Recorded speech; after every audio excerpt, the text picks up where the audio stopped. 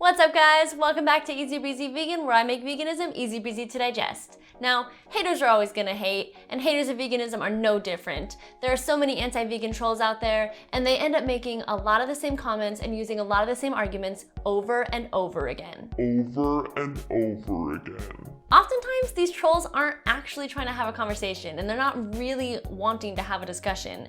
In all reality, these trolls just really want to rile vegans up. So today, I'm going to be addressing some of these arguments and comments that trolls make all the time on vegan pages. Before we dive in, please go ahead and like this video, and if you're vegan, or maybe you're just vegan curious, and you like to keep things easy breezy, then make sure to subscribe and hit that notification bell as well, so you can stay up to date with everything easy breezy. I do want to mention that I didn't look at these arguments beforehand or really prepare a retort to any of them. I'm really just going off the cuff and responding to some of these arguments, so I might not be bringing up every single point that can be made against these arguments. I'm just kind of having like a conversation with the camera, so we'll see what happens. But humans have canines, which we evolved for eating meat. Yeah, humans do have canines, and these people that bring up this argument like to make it seem like the reason that we have these canines is so that way we can tear through flesh. But in all reality, I really don't think that I could tear through much flesh, like with these little canines. Like if I had a dead rabbit and I had to just bite through all the fur and all the skin and like rip off a piece of flesh, I personally don't think I could do it, just because I think it'd be gross, but then also, yeah, just like the mechanics of it, like, I don't know if my jaw is strong enough to do that. I really don't know if my teeth are sharp enough to do that. And like, how long would it take me to get that chunk of flesh off of the rabbit? Like, I don't know.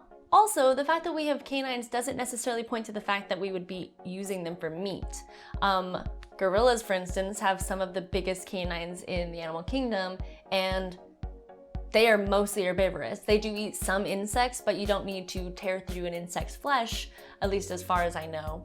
Yeah, they eat mostly fruits and veg, and they're not using their canines to tear through animal flesh. So yeah, that argument kind of falls down there. And then also hippos. Hippos have some of the largest canines in the animal kingdom as well, and they're completely herbivorous. They're not using them to kill lions and stuff like that. So canines can be used for tons of other things. They can be used to intimidate predators. They can be used to like show off between, you know, the males. It isn't necessarily for eating meat. Even if it was, we have really crappy, tiny little canines that like, you know, what are they gonna rip through? But lions eat meat? Oh yeah, the old, well, lions do it, so why can't I argument. To respond to this, I'm gonna need to tell you a story about the time that I based all of my decisions around what my dog does. Oh wait, no, that didn't happen, because I don't base my decisions based off of what animals do. And neither do we. Like, humans don't generally do that. I mean, if we did, then we would all be like peeing outside and smelling each other's butts. We wouldn't be wearing clothes. We wouldn't be driving cars. We wouldn't be using cell phones. We'd be living outside. Like, it's just so funny to me. Like, oh yeah, for this instance, for eating meat, I do want to base my actions off of what animals do. But everything else, like, I like being a human. It just seems like using that argument for this one thing, and it's just not logically consistent, because then when you would follow up with like, well, then why don't you sleep outside? Why do you cook your meat? They don't have an answer for you. Then they don't want to say that it's natural. Then they'll say like, oh, well, because I'm a human.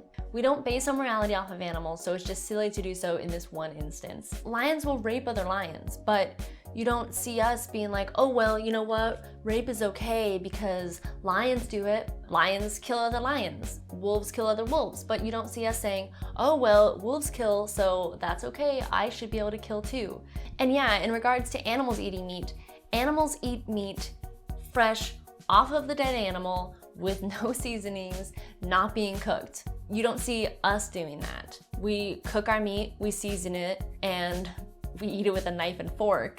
So it's super, super different from how animals are living. Oh yeah, well, plants feel pain too. So this argument has been brought up a lot. The thing that gets me about it is that it's not it's never actually brought up in earnest. It's never like somebody who is actually really worried that like if they went vegan that they would hurt more plants. It's not that. It's them trying to just kind of like shove it in your face like, well, look, you can't be perfect because plants feel pain too, so I'm just gonna do whatever I want and you can't preach to me because you're not that great either. But in all reality, plants actually don't have central nervous system. They have been shown to react to different stimuli and to release certain chemicals based on the stimuli. That may be true, but they don't have a central nervous system, so they aren't necessarily experiencing pain as we do. So let's just go ahead and say that plants do feel pain. Let's just go ahead and give them that argument and say, okay, fine, we agree with you. Plants feel pain. Even then, if you went vegan, you're causing less plants to die. Well, how is that, Brianna? If you're eating all the plants, then you're killing more plants. So in all reality, if you're eating meat, then you're actually causing more plant death than vegans would. And it's because the animals that you're eating had to eat plants, and they had to eat a lot of plants. It takes a lot of plants to raise billions of farm animals over the world, and it would actually take less plants to just directly feed those plants to humans. So yeah, I guess a lot of people don't really realize that, but if you're eating meat, you're actually causing more plant death because of the fact that the animal that you're eating had to eat so many plants. If you're enjoying this video so far and you would like to learn more about veganism and living a vegan lifestyle, go ahead and click on this playlist above. Growing crops actually causes a ton of rodent deaths. So yeah, agriculture does account for some small animal and rodent deaths. And the theory behind trolls making this argument is that because vegans eat so many plants that they're actually causing so many rodent deaths that it actually equals out with the fact that meat eaters are killing animals to eat meat. But the fact of the matter is, and I actually addressed this in the last question about plants feeling pain, meat eaters are actually the cause for more plant death than vegans. And this is because of the plants that the food that they eat eats. So in all reality, if you're eating meat, not only are you having to have that animal killed for you, but then you're also causing more plant death because that animal had to eat a ton of plants. And then also because of those plants that the animal had to be fed, there was more rodent death for a meat eater's diet than for a vegan's diet. So yeah, it is sad that these rodents are dying, and it's not just a problem that vegans want to turn a blind eye to and like forget about and pretend doesn't exist. Obviously, I would love for that problem to go away, and hopefully our farming practices can get better and better, and eventually small animal rodent deaths won't happen anymore. Like, that would be great. But in all reality, these small rodent deaths that happen are still better than the mass slaughtering of billions of animals every year for animal agriculture. And not to mention the fact that animal agriculture contributes to a ton of environmental damage. Again, this argument is never really said in earnest either. It's really just another argument to say, hey, you're not that great, so don't tell me what to do.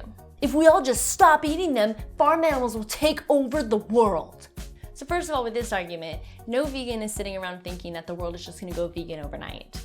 We understand that these changes are going to happen over time, and with that, there's gonna be changes in our society and changes to farming practices and just changes in general that are just gonna happen slowly. I mean, it's not just gonna happen tomorrow that the whole world is vegan and all of a sudden there's just a billion farm animals with nothing to do. In all reality, we are artificially breeding these animals. So in all reality, even if the world did magically go vegan overnight and it was just like poof, vegan, nobody's eating meat, and we were stuck with a significant amount of farm animals with nothing to do, they eventually would die out because we wouldn't be breeding them anymore. And they would probably just go and live their natural lives out on like a haven or some sort of sanctuary, or people might adopt them. Like, we would find something to do. Like, we always find something to do in response to like things that go wrong. So if all of a sudden there was just a ton of animals that we were left with, like, we as humans would figure out what to do with them. But in all reality, that's not what's gonna happen. There's going to be like small changes that happen over time. And as more and more people give up meat, there's going to be less and less meat produced. So there's going to be less and less animals bred. And eventually it should just peter out. And side note, we as humans have done a really great job at destroying other animals' populations, so I think we'd be just fine with a couple million pigs, chickens, and cows. That's all the hate we got time for today. I hope you enjoyed my responses to these arguments, and please let me know if I missed anything in the comments below, which I'm sure I did because I was just going off the top of my head and rolling with it. Please don't forget to like and subscribe, and make sure to take it easy breezy and be vegan. Thank you so much for watching. Bye!